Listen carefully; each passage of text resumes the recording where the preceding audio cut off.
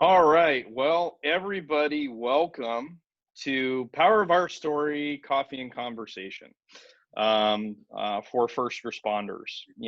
This group is primarily started to have a place where people can come and share their stories so that we can better learn through others' lived experiences.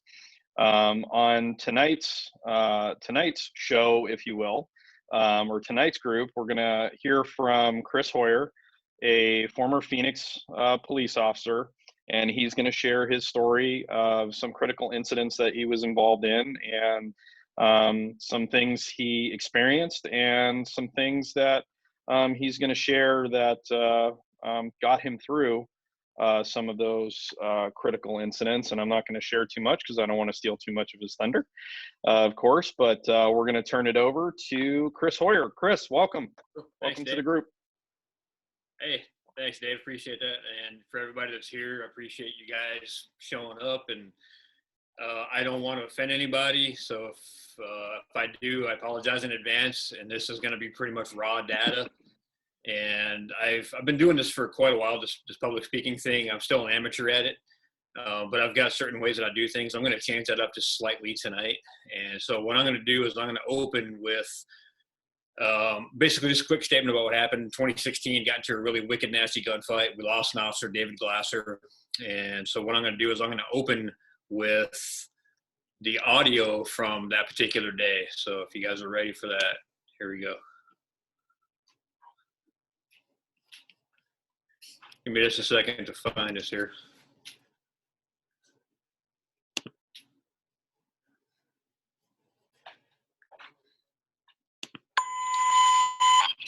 Emergency traffic, South 459 Robert, 7408 South 45th Avenue and 833B. 853 Frank, 998.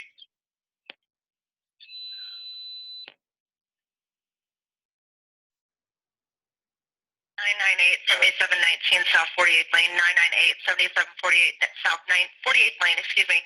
999, 999, officer down. 999, officer down. Got a 999 copy, 7719 South 48th Lane. It's going to be on Charlie Deck 8, 1504.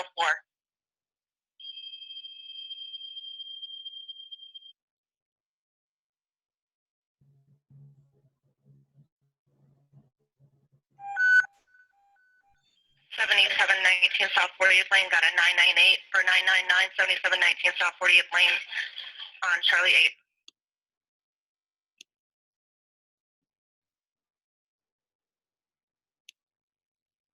Okay, so kind of setting the tone for the mood here. That's obviously very, very dramatic.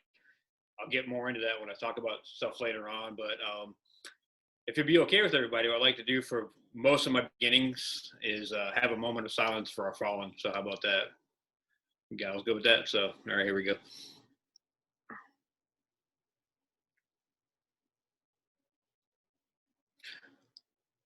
All right, so we're back. Appreciate that, everybody. I tried to do that because that's actually a very big deal.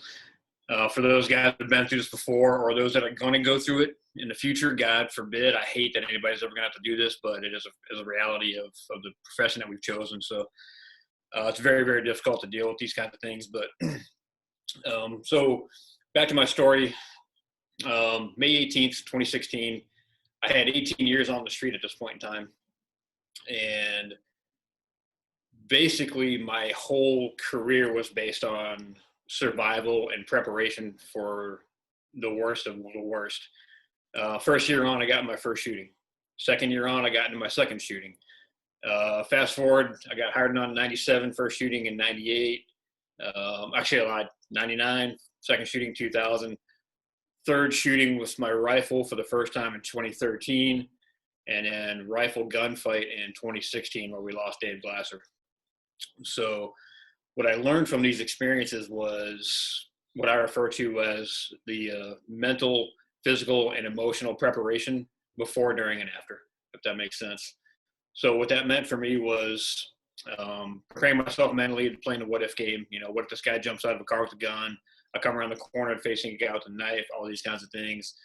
Physical preparation, like where do I set up my gear? Do I tuck my laces in my boots? What side of my body do I carry my knife on, these kinds of things. And then obviously an emotional preparation, which is where I failed, not realizing that all the stuff that I had gone through in 18 years was catching up to me. And then when David hit, it just pushed me over the edge.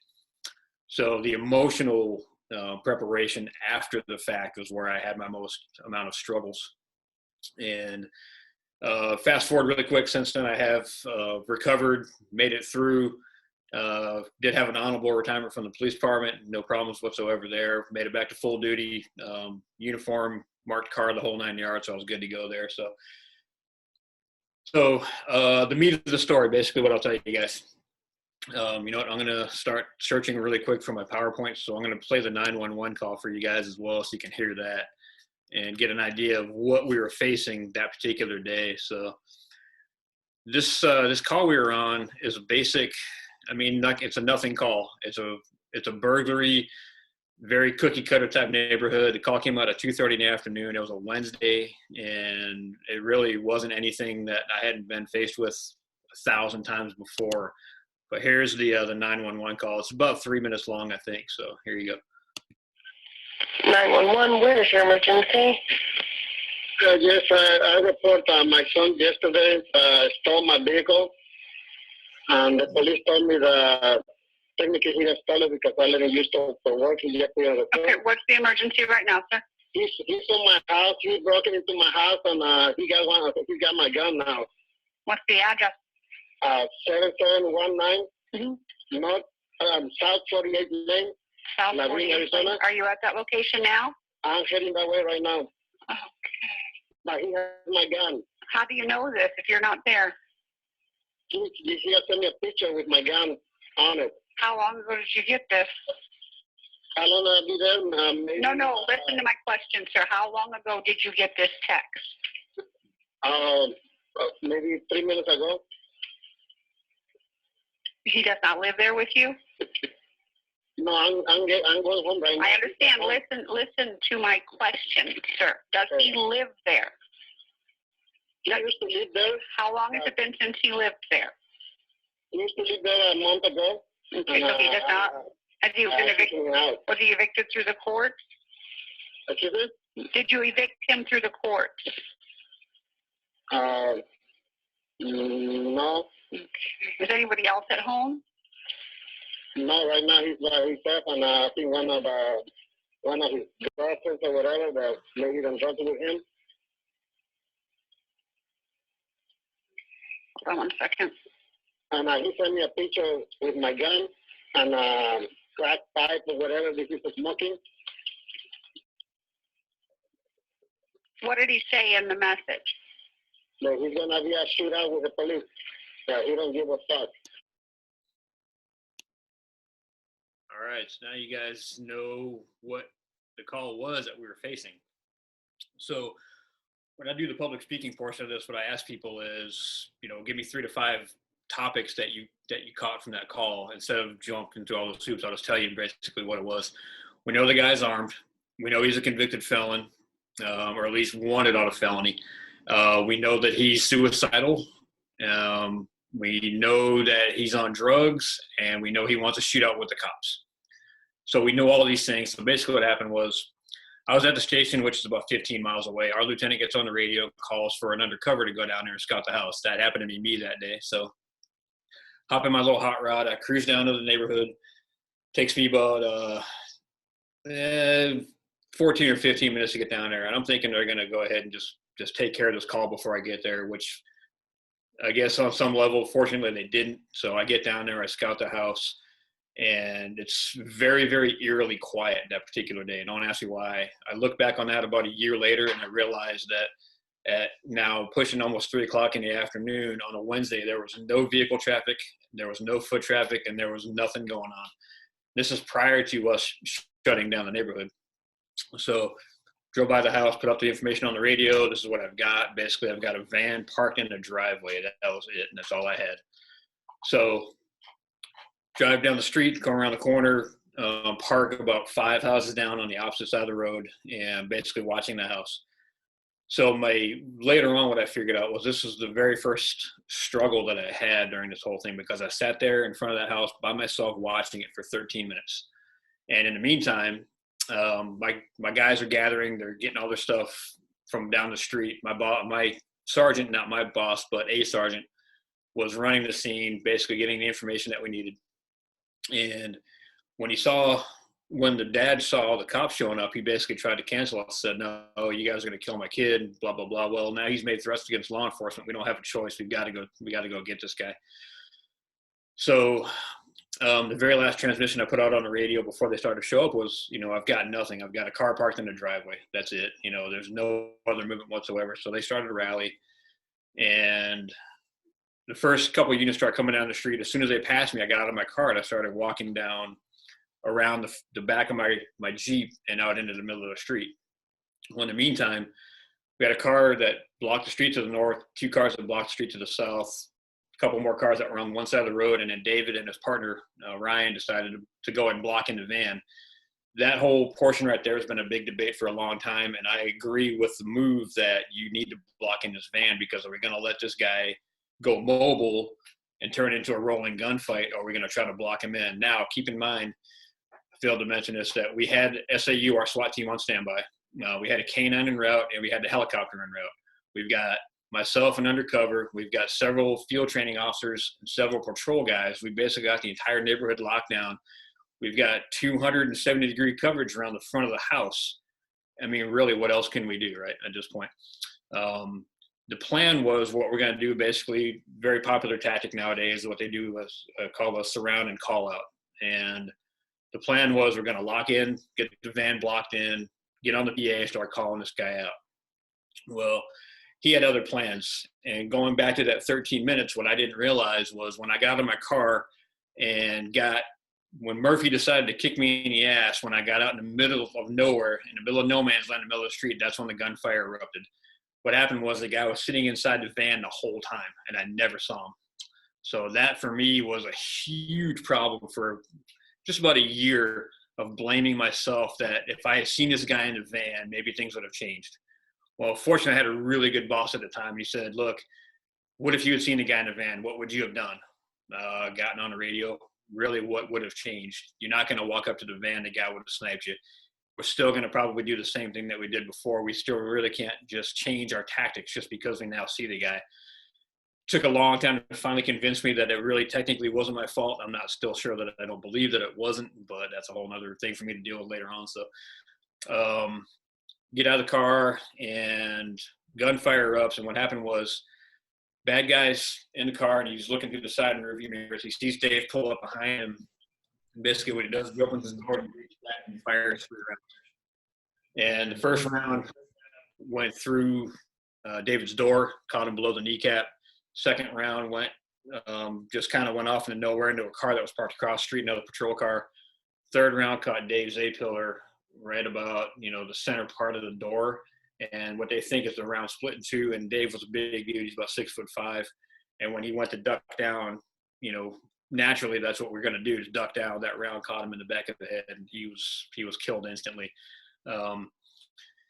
Pretty much dead before he hit the ground, which, God strike me now for saying that's what I want. If we're going to be forced into a situation like this, I don't want him to suffer. And I don't think that he suffered. Thank God for that. So at least.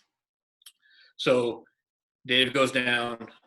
I engage with my rifle. I start trying to track the guy in the van because I don't know where he's at. I know he's in the car now because of the gunfire. I come up for that first volley of rounds, and I fired between 7 and 10 rifle rounds from about 35 yards away. And all the other shootings, if you will, that I've been involved with, it's kind of very much like for the guys that are, that are firearms guys. You realize the target turns, you raise and fire 2 rounds, and then that's it, you're done. Well, that's kind of what I did. All my other shootings, I fired so many rounds, the guy's done, then we stand by, wait for the pizzas. Our internal affairs guys show up and they feed us, and then we're done. So that was kind of the mindset that I had. I come up for that first volley, bam, bam, bam, fire 7 to 10 rounds, whatever it was. And the first mistake that I made was I came off target. I came down, I didn't do that follow through like we're taught so many times, came down off target. What happened was the guy reaches back through the now shattered window on his passenger side and fires 3 rounds at me.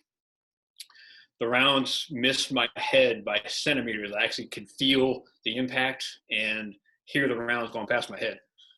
And of course, that half second of, oh my God, now what do I do? So I decided, get off the X. I moved off to my side, probably about 10 yards over to the side, came back up for that second volley rounds, and then I dumped another probably 15 rounds into the guy's car, and that pretty much finished him off.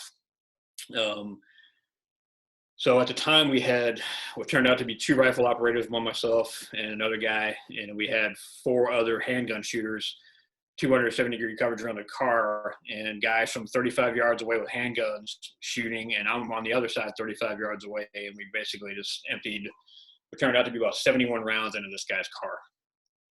And of course, what I didn't know was I kind of knew in my brain and my heart that he was dead, but I wasn't sure because I couldn't see him. So what I did was I moved from that position on his passenger side, if you will, over to where David's car was parked right behind the van. Couldn't see what I needed to see. And this is where the physiological stuff started kind of screwing with my brain later on. So been a firearms instructor since 2005, rifle instructor since 2012, and been in 3 prior shootings. I kind of understand the dynamics of this whole thing. And one of the things they teach on the range is when you get done shooting, the first thing you do is you look around, you check your world. Well, I never do that. Don't ask me why. I just never do that. Well, that particular day, I did. I turned and I looked back, and there was an officer standing. As it turned out, he was right behind me when I was getting shot at. He took those same rounds. Somehow he didn't get hit either. And so he was standing in the street, literally downrange of the front door of the house, suspect's house, and he was ghost white. He was pretty much just lights out. And I turned and I looked and I saw him, and I didn't see Dave go down, thank God for that. So I really wasn't understanding what had happened yet. I knew it was a gunfight, and okay, really not that big of a deal yet still. But he saw something that I didn't see. And so when I turned, I saw him, and I screamed at him. I said, hey, man, get your act together, get back in the fight. And we talked about it later on, had a really good conversation about that. He told me later that's what he needed to get back into his fight. So he came back up on target for the front door. I was looking down range. I couldn't see the guy in the van. So I went around to the back of the van, and this is where I met the sergeant at the time, who rewind to where Dave was standing. He was standing about 10 yards behind David and watched Dave go down. That's his whole struggle that he's got to deal with on his side of it. And God bless him, he's a rock star 20 different ways over. So he basically takes cover behind the Tahoe that Dave was driving, and he's trying to put out information on the radio. Can't get out. For you guys that have been on the street, you hit that radio and it's bonking, and you can't get out. And I go behind the Tahoe next to him, and I see this, and I'm wondering why he's so angry. And I'm thinking, okay, well, it's really not that big of a deal. It's a gunfight. Okay, no big deal. I didn't realize Dave was hit. So what happens was he leaves cover and goes around to the driver's side of Dave's car. And by this time, what I didn't know, that they had already extricated Dave to the other side of the street, and they were working on him across the way over there. I didn't have any part of that. I didn't witness any of that. I didn't see any of that whole thing, so I didn't know that was even going on. So he breaks cover and starts walking over toward the van, and I recognize that, hey, wait a second, we're not safe. I'm completely just way up here. I'm not thinking clearly whatsoever. All I can think of is, well, I know that's a bad idea. So I grabbed onto him, and him and I got into a physical fight pretty much right in the driveway, and I was able to just overpower him enough to pull him back from the van, gave him the worst impact push ever, sent him back to the street, took cover by Dave's door, as it turned out. And then I realized I've fired a lot of rounds out of my rifle. 28-round mag, I fired 22 rounds. Did the fastest magazine exchange I've ever done in my life, put a new mag in there. I was feeling pretty confident at that point. And I'm not sure if you guys can see my poster in the background over here. That's a Dave Grossman original. Just love that guy. Dave talks about combat breathing, and I've been practicing that for years. Well, that was the first time I was actually able to slow myself down enough to take that first combat breath. Took that combat breath and then got back into the thing, which was great because it got my peripheral back opened up. I was able to speak again, but the problem was now I'm thinking, and then that's where the fear kicked in. I'm like, wait a second. Something really bad happened here, because now I've started to process what happened to this officer over here. Now I've got my supervisor over here dealing with that sort of thing, and why would he make that kind of move? That made no sense. And I started kind of putting it all together. And then somebody came running up behind me to cover me and basically saying, you know, Dave was hit. And I said, what are you talking about? He goes, yeah, Dave G. I don't know his last name. And I said, Glasser? He goes, yeah. I go, what are you talking about? He goes, I don't know. They're working on him across the street. I'm like, oh God. So again, that's when not only the fear, but then my anxiety started to build up. You know, started doing these real deep breaths, trying to breathe. So now I'm kind of in panic mode. I still can't see what I need to see down range with the guy sitting inside the van. So what I asked this guy behind me to do, I said, hey, do me a favor, take a Tahoe and park it in the driveway to the other side of the house over here on this side.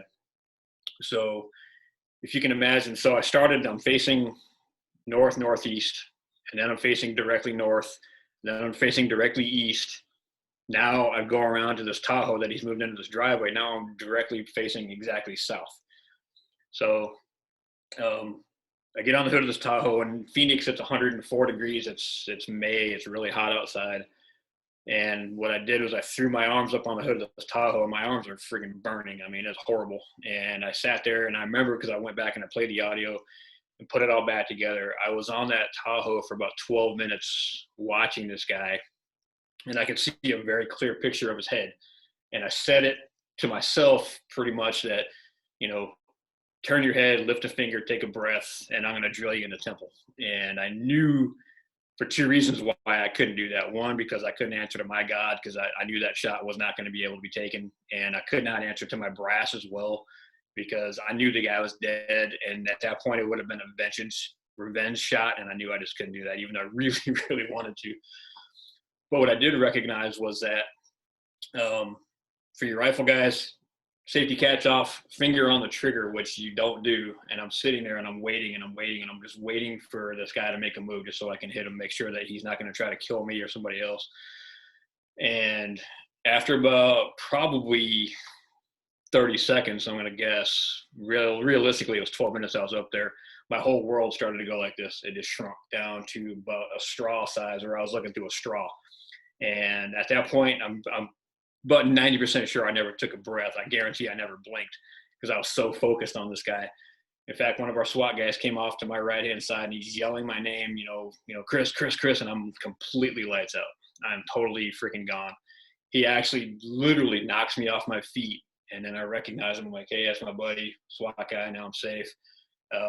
They bunker me out of the scene, send me into the street.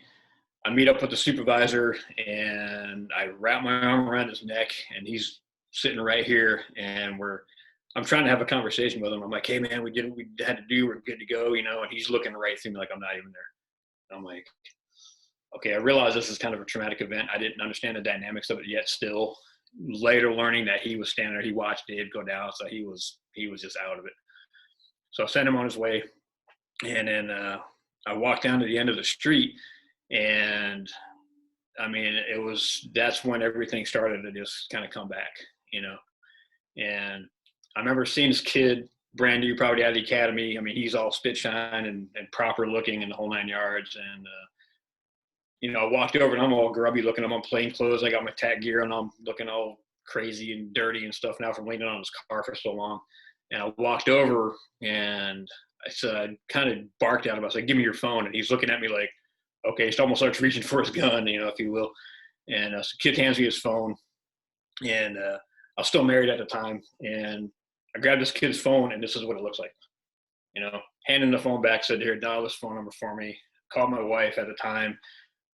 I get halfway through her saying hello, and I freaking lose it. I just start bawling uncontrollably. And I'm like, okay, what was that all about? So I hand this poor kid back his phone. I'm trying to wipe off all the tears. And then by the time I got done with that call, which was only about 10 seconds, there were probably about a collective number of 10 or 15 cops and firemen all together. The whole group was all now like falling down crying, going, oh my God. Sorry guys, that wasn't my intention. I wasn't trying to make everybody else, you know, feel my emotions, but that's what it turned out to be. So that's pretty much in a nutshell the gunfight portion of how this whole thing happened. And then of course we got trucked off to the hospital and we found out Dave didn't make it. And that's where everything started to unravel for me. And it took me, so this happened in May 2016. I retired in July of 2018. After I retired was when I figured out the day Dave was killed was the day that I checked out from law enforcement. And it took me 2 years to figure that out. Who knew, right? Now, don't get me wrong. I made it back to the street for a while, and I was doing just fine. And then something else would happen. Some other major critical incident would happen, and I would shut back down again. And then I'd have a very small trigger that would either push me forward or push me backwards. I had both of those happen on a couple of different occasions. And then fast forward, February of 2017, a really good buddy of mine got into another shooting. And that was the first time I'd heard, you guys heard the radio tone, you know, the high-low tone going on, which I get chills whenever I hear that. I hear that tone go off for the first time since, you know, I've been on the live scene, and I completely shut down.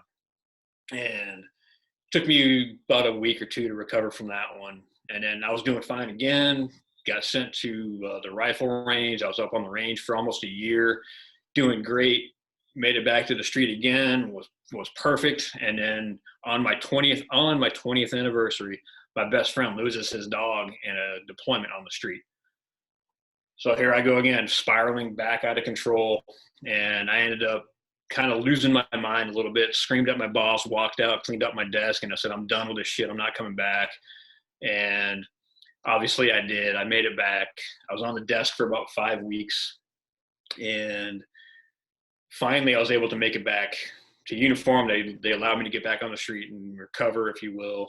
And made it back to full duty, like I said, full uniform, patrol car, the whole 9 yards. And when I realized that I still had what it took to be able to chase bad guys on the street and prove that to myself, that's when I hadn't called it quits and retired. So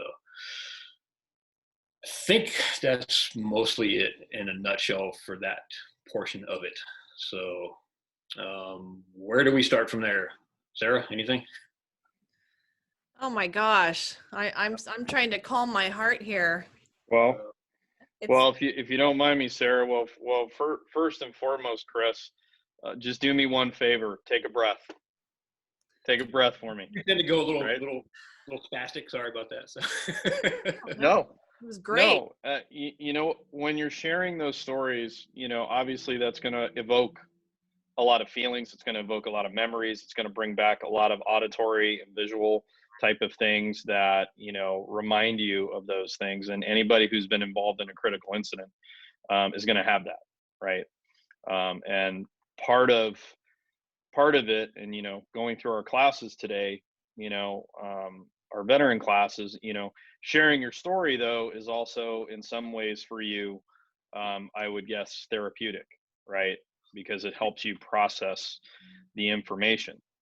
So, you know, I commend your bravery in sharing your story, you know, especially for others to gain a perspective on how you were able to, you know, I think where you go from here is how were you able to, after you retired, how were you able to navigate, you know, through your thoughts, through your feelings, through all those things, how were you able to navigate those things in a way that was positive for you? Well, let me take a quick step back. I apologize that this sounds like I'm being candid about this whole thing. I kind of am, but believe me when I tell you, if you guys get a chance to read my book, and I talk about being in Washington D.C. I can't tell you how many times I've fallen on my knees, crying, bawling. Oh my God, why me? But I've gotten to the point now where I've done this enough times to where I don't let the emotional side of this take over of me anymore. If that makes sense. Every once in a while I get a little misty, like you guys know from Michael's show a couple weeks ago. I got a little freaked out on that one, but so it does happen. But I don't want you guys to think that I'm not emotionally charged by this, because I am. I'm huge.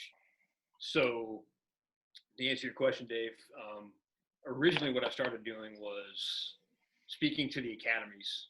Started going to, you know, Phoenix's post academies, and then that transitioned into just a regular academy, and then that turned into just speaking to patrol, and that ended up turning into me speaking to a whole bunch of other people.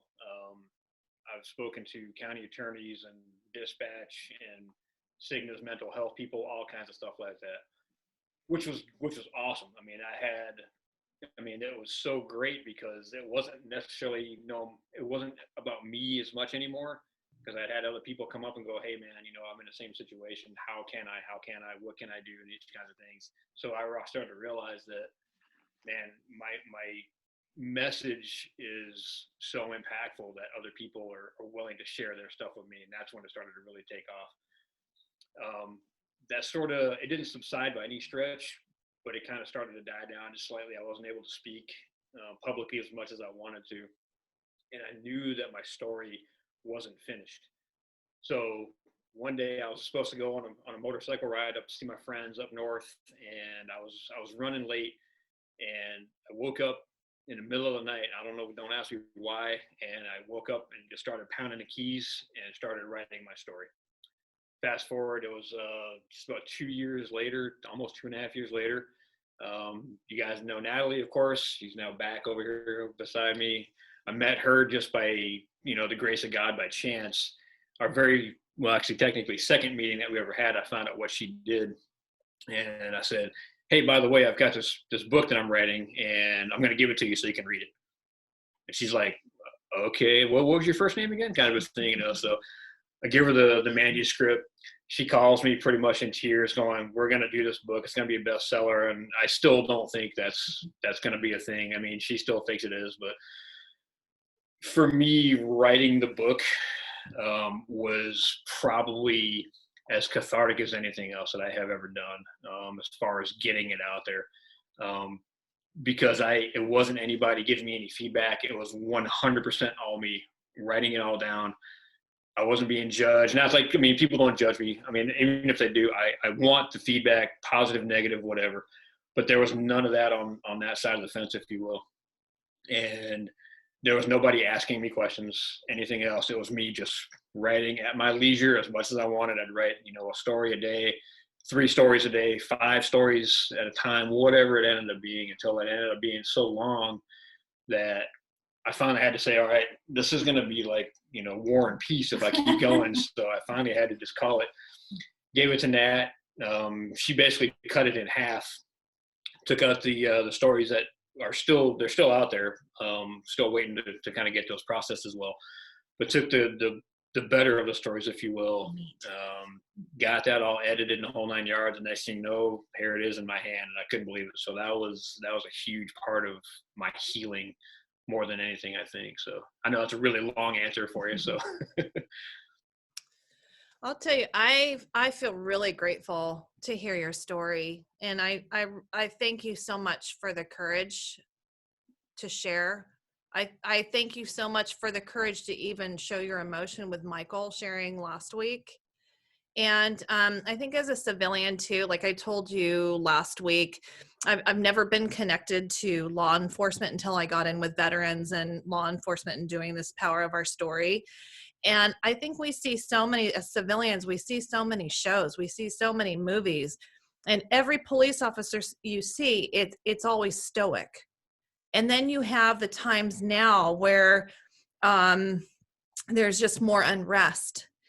And I think it's so crucial to hear the human side, and to hear how you were affected when your fellow officer went down, and the adrenal, just even what how your body responded, and all the officers responded when they saw this danger.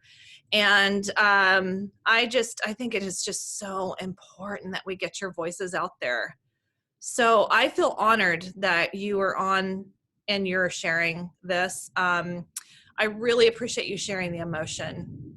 And yeah, I think we really need to be part of that. I think as civilians, we need to be part of that. We need to know that. So I agree 100%. Thank you, Chris.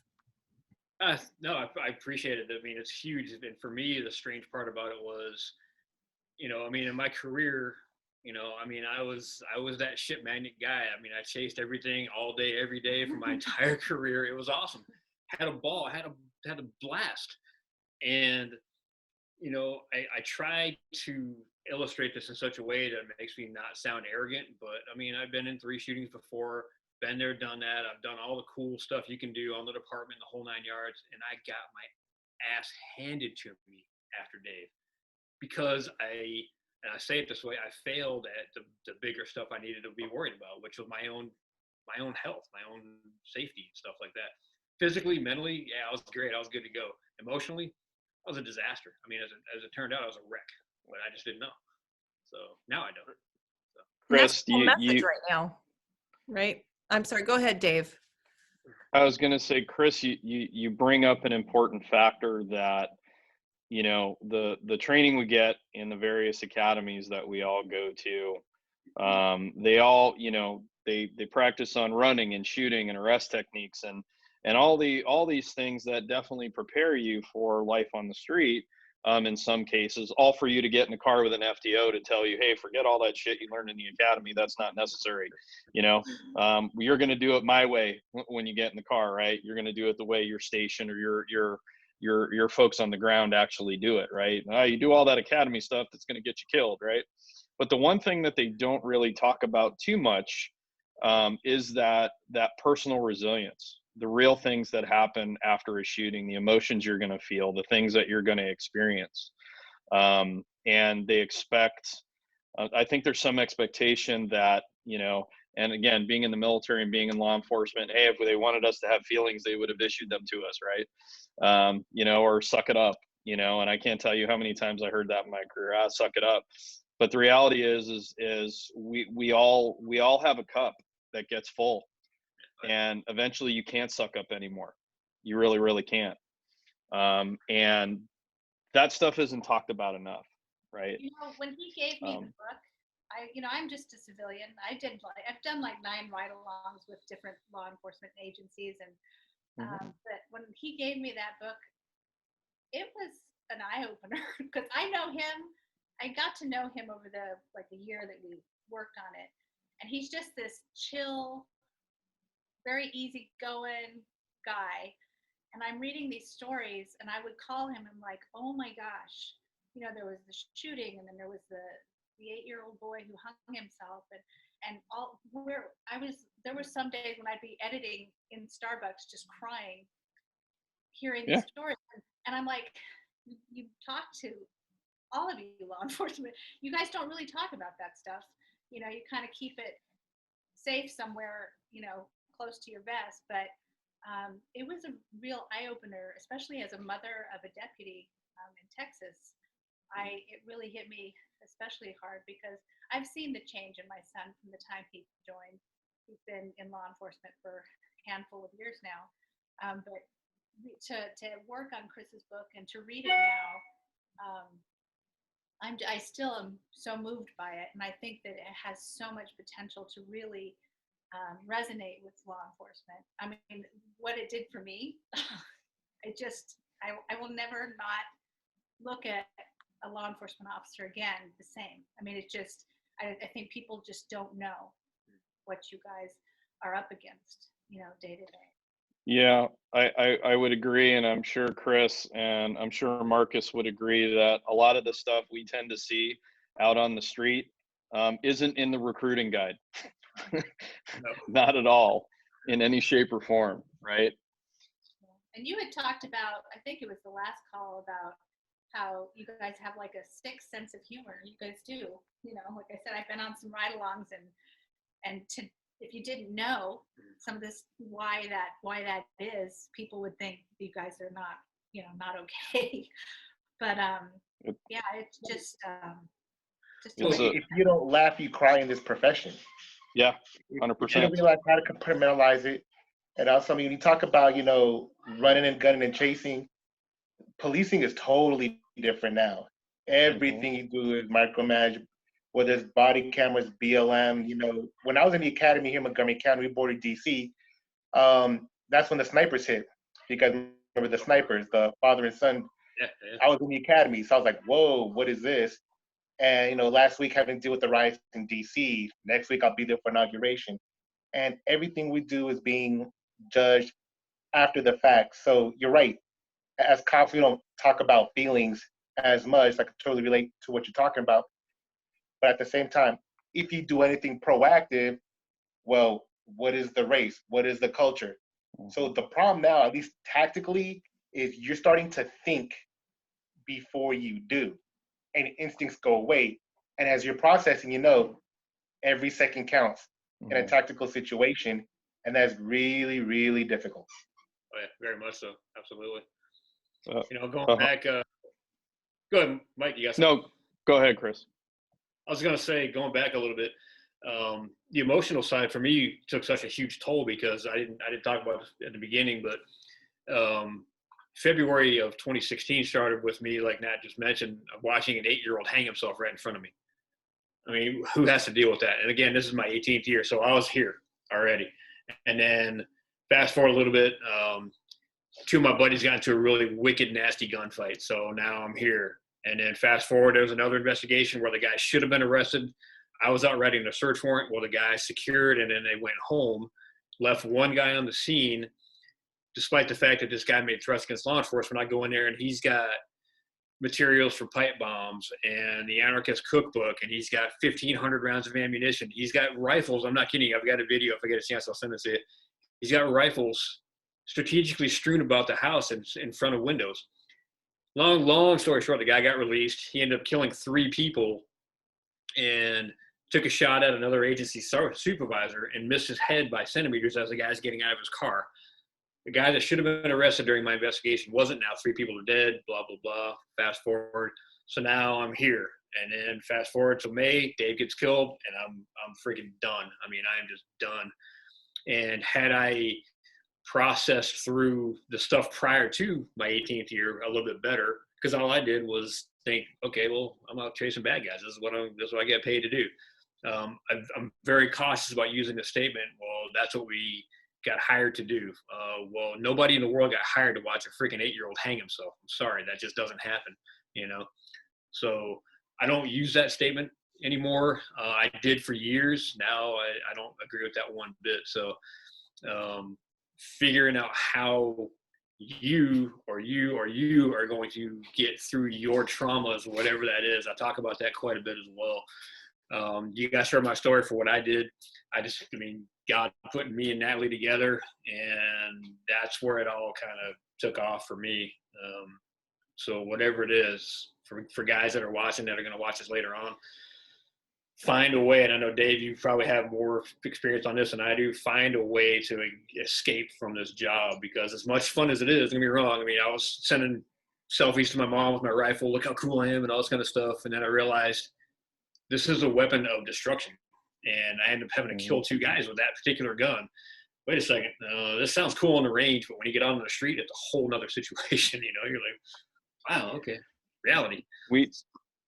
We actually had that conversation in class today. There was a group of us talking about, all of us are early entry into law enforcement, and how, you'd get every cool piece of gear, and you'd get, you go to training and you spend your own money and make sure you had the perfect grips on your gun and all this stuff.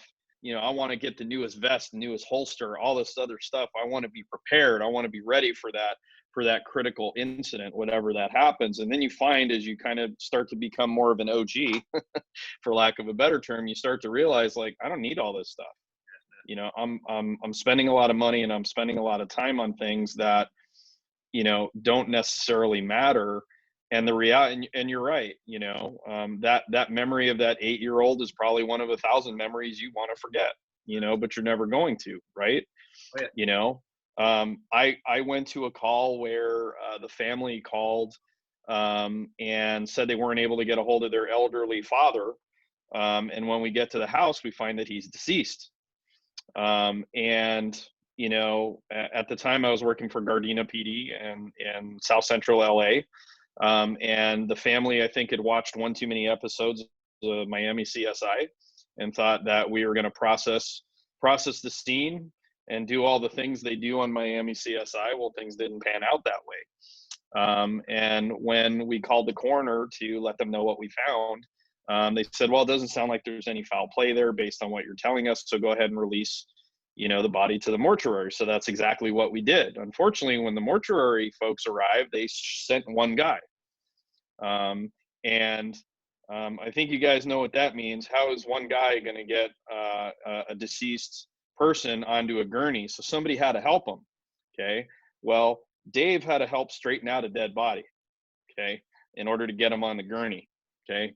I don't know if anybody's ever had to straighten out a dead body before, but that definitely wasn't in the recruiting manual, and is one of 1,000 memories that I can do without. But kind of going back to Nat's comment about using humor, and Marcus's comment about this is how we process stuff, and this is how we're able to kind of I don't want to say make sense of it all, or even dismiss it in a way, but it's really a way for us to process what's happening in the best way possible. Because the reality is law enforcement academies and other things, they don't give you any coping skills in a lot of these areas. They don't train on any of that stuff. They should, but they don't. And that makes it a challenge to, so what we talked about today is we gave a lot of the deputies the ability, we talked about self-regulation, that self-identification of, hey, I'm going through some stuff, and letting them know, like, as law enforcement, we also need to start being a little bit more empathetic to our partners who may experience something that was either visually or auditorily uncomfortable. And when they bring that to you, don't go, oh, you can't handle it. Like, what's wrong with you? We're part of the problem too. When we go, oh, you can't, suck it up. No, hey, that bothered you. Let's talk about it. That's going to erase, or at least maybe start helping dispel some of the stigma that's out there, especially as it starts to relate to first responders, suicide rates. Yeah. If people feel that it's okay to go and either talk to their patrol partners, and luckily today we had some leadership, lieutenants and sergeants, and I said, we need to take care of our people, so make it easier for them to come to you, and make it easier to prevent those repercussions from happening so they get the help that they need. Right. Well, kind of step on that a little bit. So my partner, when I got in that shooting in 2013, a rifle, there were 5 shooters on that one, myself and my partner. We both fired rifles. It was just a crazy scene. And I was very angry because we went to do our kumbaya debrief later on, and he decided not to go because he wanted to work off duty instead. And I was very angry about that. I said, look, man, we've been in a firefight, kind of, in a way. The fact of the matter is, it was still a critical incident. The guy didn't survive. We did. But, what I realized from that, it was the CISM debrief, critical incident stress management debrief, for the guys that don't know. And what I needed from that was his perspective on what he did, what he saw, and what he went through. And as it turned out, I had to do it all by myself. And I had to struggle with that for a long time. And take it a step further, my boss that I retired from, that him and I were not getting along. It was about a year after Dave was killed. His attitude at the very beginning was very, very good. He was very supportive. He was like, yeah, whatever you need. And about a year later, it turned into just exactly what you're saying. Dude, suck it up. It's been a year. What's your problem? Get over it. Dave's gone. He's not coming back. And he didn't say that in so many words, but based on his actions, that's exactly what it was. And the truth is, you guys heard the story. I wasn't okay, and I shouldn't have been okay. I was a disaster. 20 ways over. But it wasn't necessarily, one incident like you guys are talking about. It was several, accumulations of other incidents that led up to.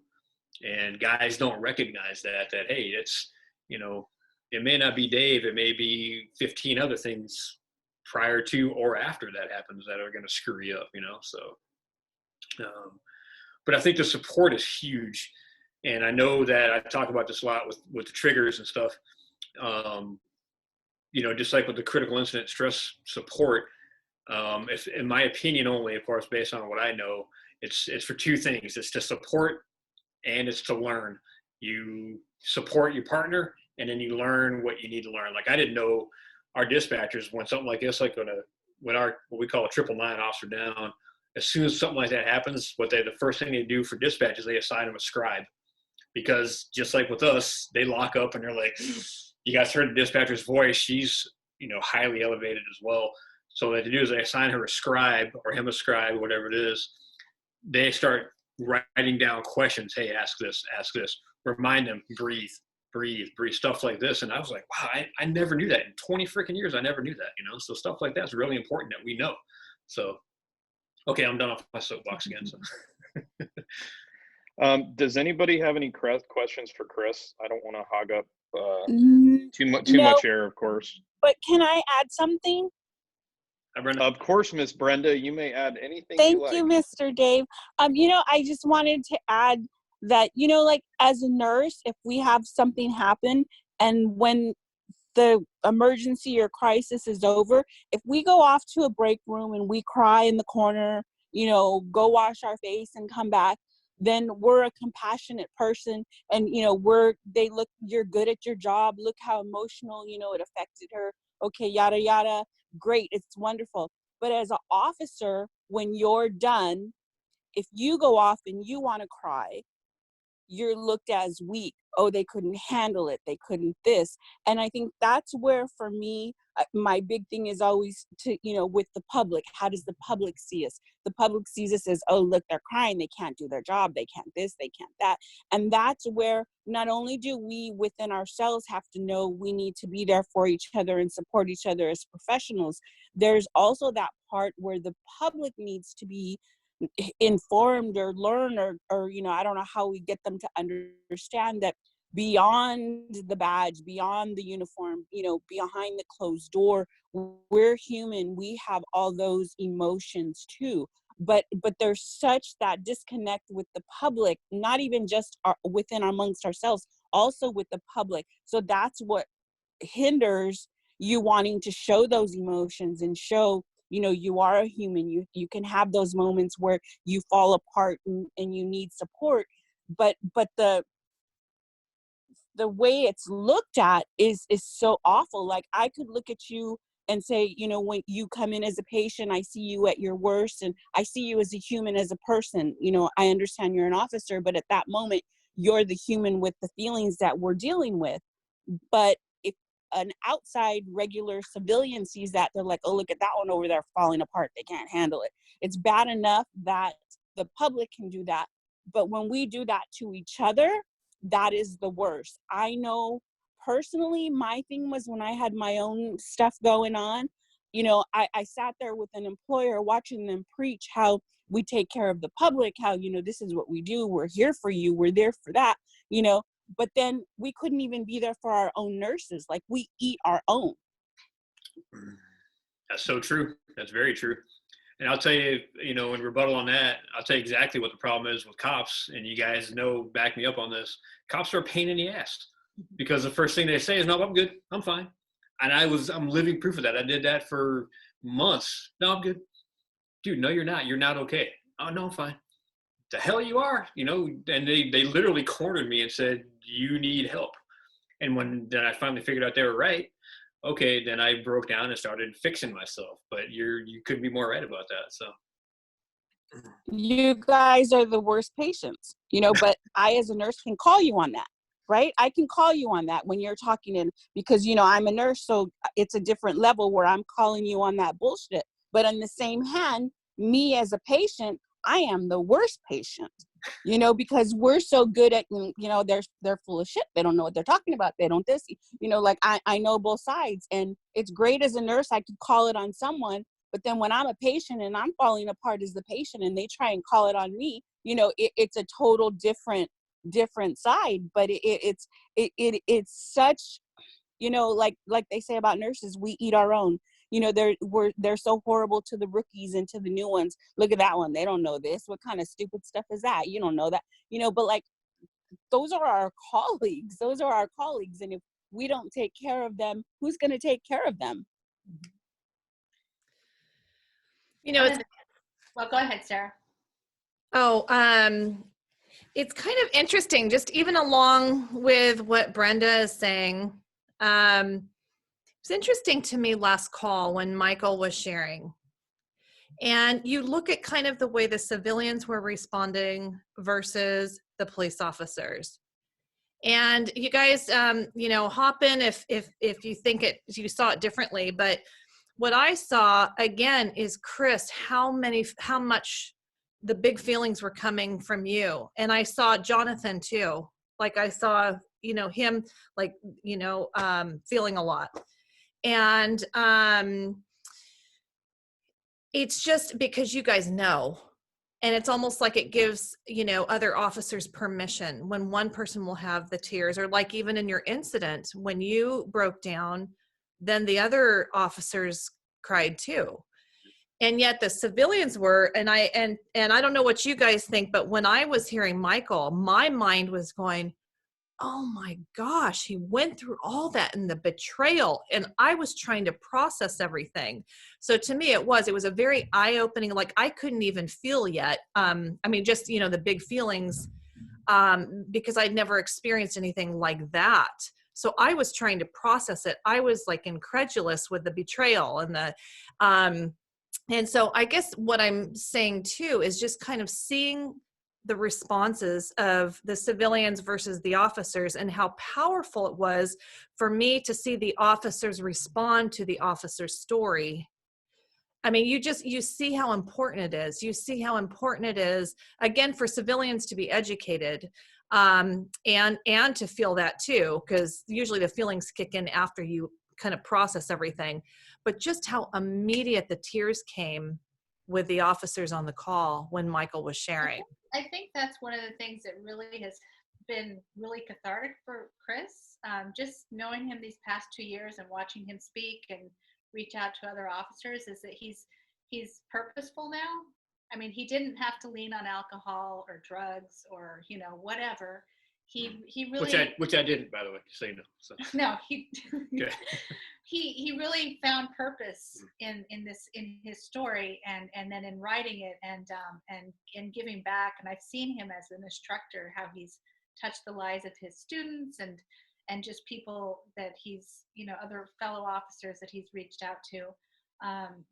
So that to me, he always holds himself really accountable as far as taking care of himself and wanting to give back, which I think that is sort of sad because a lot of officers don't do that. They lean on the alcohol or the drugs or what have you. But. Well, Sarah, I think you hit it in a way I've never heard it before, which I think is just fascinating.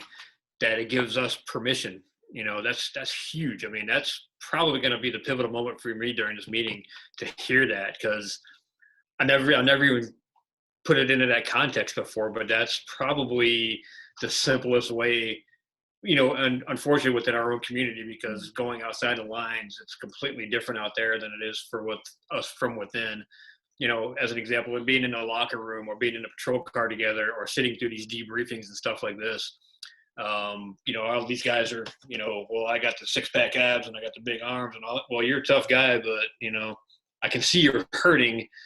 It's okay to say you're not okay. You guys have heard me say that before, but, until they get that permission, like you said, I'm going to use that, by the way, if that's okay with you. I absolutely love that. Because nobody really wants to do that.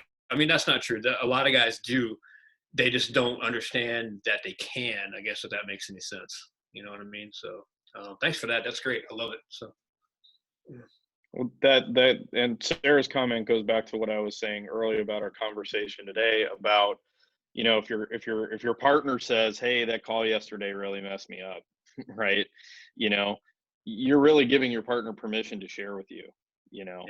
and you should, as that officer's partner, you should capitalize on that and go, really, what bothered you, and then go down there and go, oh, that call didn't bother me, I'm good. You're shutting that person down. You're not giving them that permission. You're not giving them that opportunity. And that's a problem. That is clearly a problem. And like Brenda said, we kind of eat our own that way, because what ends up happening is that other person, on the other end of it, who goes, oh, suck it up. They're also maybe not ready to confront their own feelings about what happened yesterday as well. And that's the other part of it, right? But if we all give each other permission to share those things and make it okay, I think it's going to become a different thing. Because honestly, nobody should go home after a day of, I saw a kid hang themselves, or I went to a call where a guy, shot himself, or, you're seeing all this horrible stuff, and you shouldn't go home and go, yeah, I'm good. You shouldn't be fine with any of those things. With any of the things we've seen in our careers, none of that's okay. But we unfortunately, I think, and Chris, you kind of put it in a way, which is, that's part of our job, right?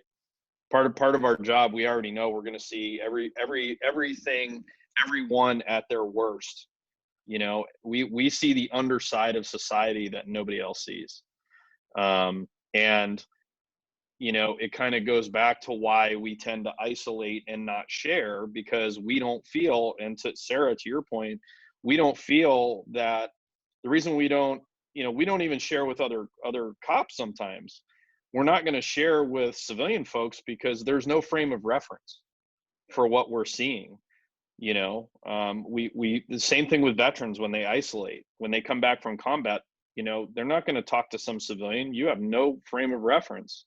And I don't mean you, but I'm just saying in general, you don't have a frame of reference for what I dealt with. So when I tell you, you know, you're not going to understand, and we want to be understood. And that's how things get solved, is when people understand.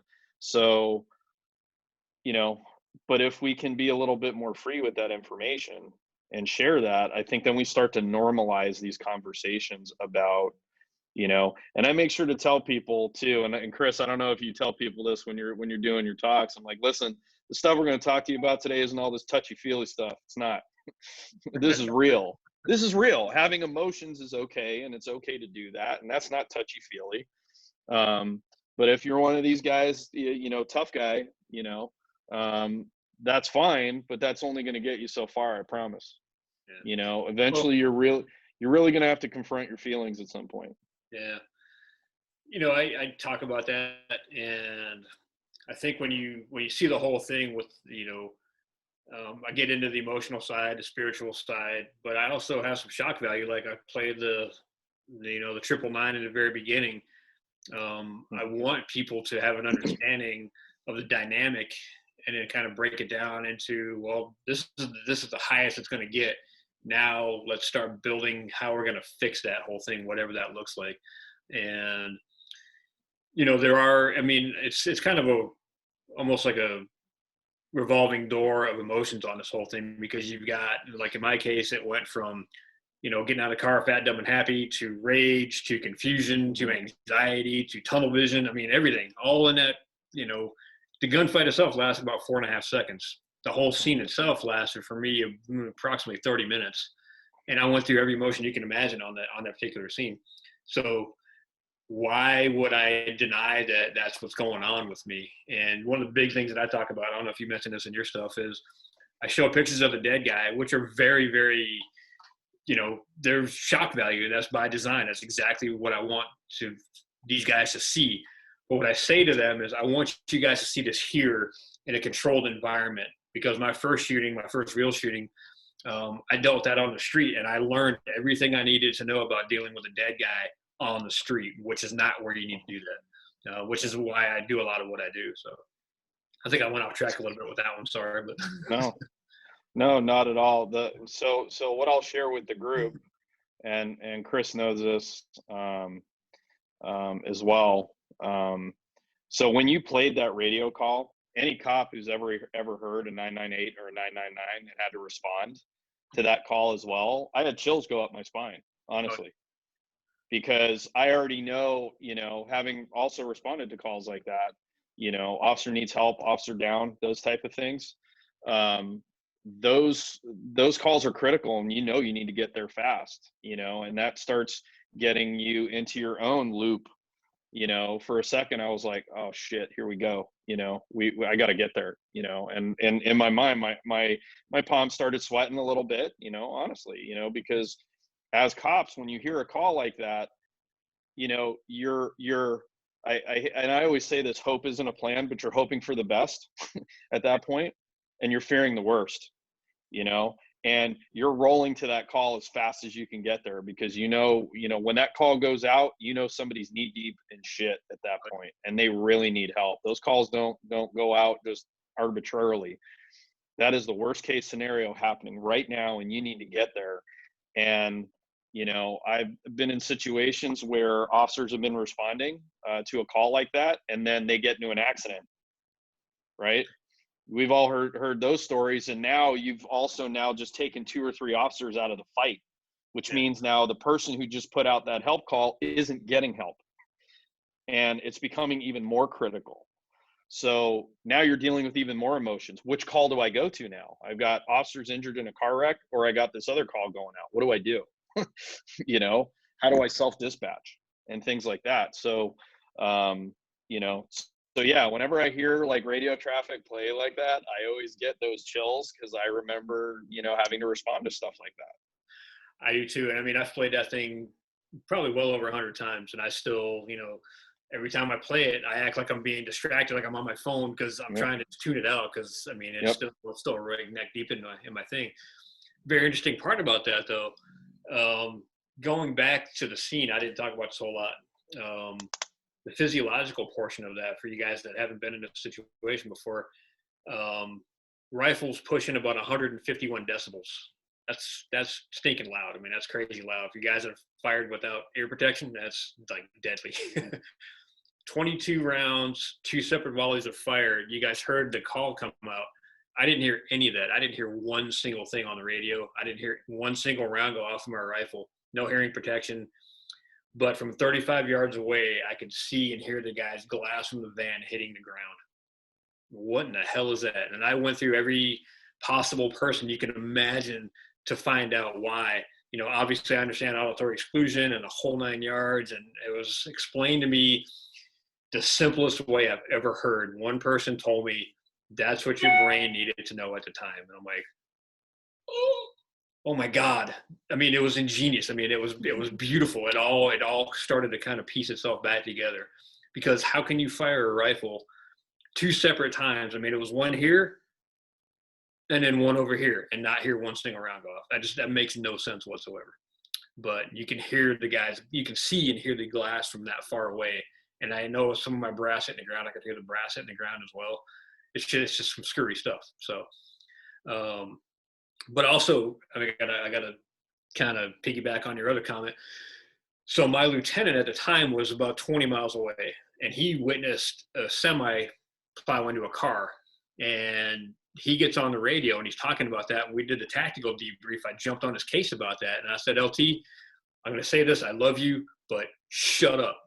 We don't need you giving us information about shit that happened 20 miles away. We got an officer down. When I realized from that, he even said it. He goes, you know what that was? I'll take exactly what that was. And you can probably already answer this. You already know. He was on autopilot, straight up on autopilot, you know. And he was so focused on trying to do what he needed to do to get there. He saw this happen, and then his brain just kind of completely shut down on that, you know. So, I mean, it's perfectly normal. All these things are perfectly normal. Things that I learned that I never knew, you know, and all this time on, all these great incidents that I got involved with. I don't know jack shit. Now I do, sort of, mostly. So, Can I tag on what Dave said? Dave said when he heard that call, okay, I don't do radio calls, but I know the tone and I know the urgency, and I could feel all that tension so much on that call that my brain went, oh shit, here we go. You know, and I literally got up to the kitchen, to the freezer, and took out my pint of ice cream. I had to sit there and eat ice cream because I could hear all the hospital beeps and the monitors in my head. And even though it wasn't, you know, it was a call with the radio call and the transmission beeps and all of that, I could already see the scenario with the monitors and I could hear the beeping in my head. And so, like, I mean, I had to go, like, literally, I sat here, thank you. I ate half the pint of my ice cream. It's so real, even though I knew, like, I'm like, oh shit, here comes the train wreck, you know, and it's there. And you remind me why I don't want to be around working monitors. I don't want to hear the beeps. I don't want to hear, and even though that was your call and that was back then, and I'm sitting here on my couch, I still, like, your situation takes me. Well, I'm gonna say thank you for that, because despite the fact that I hate playing that thing, the whole point is I want people to have an understanding of not only the dynamic of what happened that particular day, but what, you know, me, I can't speak for the other guys that were on that scene, but kind of what I went through and dealt with on that particular scene and how impactful that was. I mean, it was just insane. So, you know, for the rest of you guys that got, you know, kind of emotionally charged, I apologize. It was by design. I did plan it that way. I wanted it to be the shock value that I want you guys to have a broad understanding of exactly what it sounds like when it really goes down. If you guys took note, when that first officer clears on the radio, you actually hear shots being fired in the background. So, not that you guys want to hear it again, but if you do, I can play it again for you. So, Well, even as a civilian, I mean, I've heard that several times now. Just hearing the panic in the officer's voice, that just gets me every time. Yeah. Right. And I'm a trained professional, 30 years. So if I can sit on my couch and that call that I have nothing to do with can set me at that moment because I know that panic tone. I mean, I could imagine what that does to a regular civilian that has never heard that.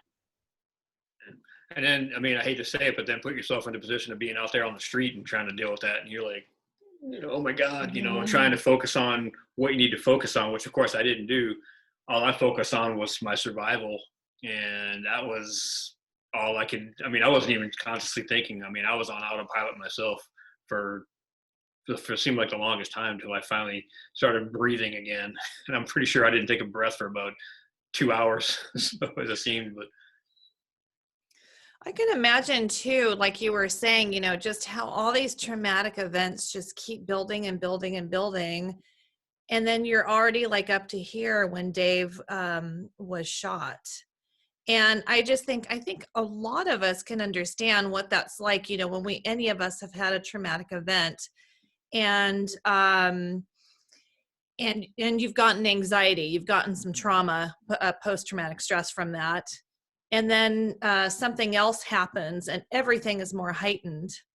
Right. And so I can imagine, actually, I can't imagine, but I've had a taste to understand that. I just can't imagine what that would have been like. I mean, to have to kind of figure that out and to not have really a safe place. I know first responders and veterans don't like that term, safe place, but I don't have another term. A place where you really can just be very open. There's no process for that. I mean, right? There's just no protocol. I mean, we've probably already talked about that, but again, you know, you go through that, like, how are the other officers doing? How was that guy who was standing afar? Was it your sergeant who was just white? Was that the sergeant? That was another officer, but yeah, I mean, but they both were in the same boat, if you will. So. Yeah. Okay. So I'm just like, I'm trying to imagine the situation and then nobody really talking. I mean, maybe there was tears, which was probably very different, that everybody cried at that time. Did you guys ever just go for coffee and process the whole thing? I mean, that's probably funny to even imagine, but. I'll tell you what, that was a big problem for me because still to this day, you know, pushing 5 years later, I'm still the only one talking about it. In fact, so I got to tell you guys a really quick story. So we're doing this is over a year later, and we're doing the county attorney's briefing to clear us as officers. We've been cleared by homicide, we've been cleared by internal affairs guys, but the county attorney still needs to clear us. So basically what they do is they have a round table with a PowerPoint and they go through the entire scene of what everybody did. And they've got a room full of civilians, they've got TAC guys, they got training guys, the whole 9 yards, so they can talk about everything that we did right, what we did wrong, and blah, blah, blah. Whole long story there. So the sergeant that was standing behind Dave, saw Dave go down, was the very first one to speak. They go through the whole rigmarole. This is the scene. This is what happened next, blah, blah, blah. This is what this officer did, right on down the line, everything that you can talk about. He spoke for about 45 minutes to the internal affairs guy. Then the sergeant goes and he talks and basically tells us his portion of what he did. Okay, I got out of the car. I stood here. I fired X amount of rounds, helped extricate Dave, and went back to the scene, blah, blah. He's done. Next guy goes up, and I was, as it turned out, it was a strange phenomenon. I happened to be the last one to go. And so 5 guys ahead of me all go, and they each speak respectively for probably about 3 to 4 minutes on average between each one of them. So I'm sitting here listening, and I'm like, okay. And this is the most information I've gotten pretty much out of any one of these guys during this whole entire investigation. Don't ask me why. I have no idea why. A very, very now close friend of mine happened to be in the room, and I was just happened to be talking to him after the fact. Well, he's the chaplain for the city of Phoenix. And I recognize that this thing is going to be probably one of the biggest events of my entire life, right? And now we're talking about it, and it was very, very, very matter of fact. Okay, I did this, I did this, I did this. Next. And I kind of thought to myself, I'm like, this is bullshit. This is not how this is supposed to go. I felt like there was absolutely no emotion whatsoever in the room. So my chief was sitting right off to my right-hand side, one of the assistant chiefs, and I said, hey, chief, can I stand up? And he goes, sure. This has never happened. I was told this by everybody in the entire room. This has never happened before. Not planned out whatsoever. And I said, I'd like to call out Chaplain Bob to do a little sermon for us because I think it needs to happen, and it was unbelievable. The whole freaking room just started bawling uncontrollably. And I'm like, again, I wasn't trying to set you guys off into a rage of tears and stuff like that. But because nobody else was talking about it, these emotions never got brought out, which is kind of the whole point of what I'm trying to tell you guys here. So when Bob got up and spoke, and we talked about it afterwards, we met up in the hallway, and it was one of these huge embracing hugs. Now he's one of my closest friends. I talk to him all the time. He goes, that was the first time I've ever been invited to an officer-involved shooting debriefing, and the fact that you pulled me out in public, so to speak, if you will, was probably the most significant event of my entire life. I'm like, well, that wasn't my plan either, but I felt like there was just a lack of emotion that needed to be brought out, if you will, So once again, I'm going off on the whole. No, I wanted to share one beautiful thing about this. A few weeks ago, around Christmas time, we drove back to Phoenix, and he took me to the scene, and it was a cold, windy day, and we walked through it. He showed me where he was and where Dave was, and it was really strange. But like I said, it was a really windy day, and it had blown some rose petals out onto the street right where Dave had fallen. And they were just staying right in place. They weren't moving. It was at all. windy. It was crazy. It was so windy, and these rose petals right where Dave was. And that's one of the things I love about this guy, because he says it wasn't his plan, but he's always looking for the bigger meaning, And like I said, that day, it was so powerful to see those rose petals just laying there right where Dave fell. Yeah. Stuff like that happens all the time now, and it probably has always been going on. Now that we recognize it, it's such a huge thing. It's unbelievable. Yeah. So, but he's, this guy, a lot of people want to forget, but I think part of his goal is so that Dave is never forgotten, and to make Dave's life still have some meaning, and especially with these current officers and future officers. And he talked to my son about Dave's story, shared the whole story with him. And I was watching my son, who's, like I said, just a handful of years on the force. And he connected with Chris so profoundly. It was the first time they met, but he really, really wants to make a difference. And I think that's what's so beautiful about this story, and about him being the one telling it, because he really does care. And like I said, going to that, take me back to the scene, he does keep it alive. And then you do see like I said, with the rose petals, that was really beautiful. Yeah, that's one of multiple stories that happens. Yeah. It's just, it blows my mind every time something like that happens. So. Yeah.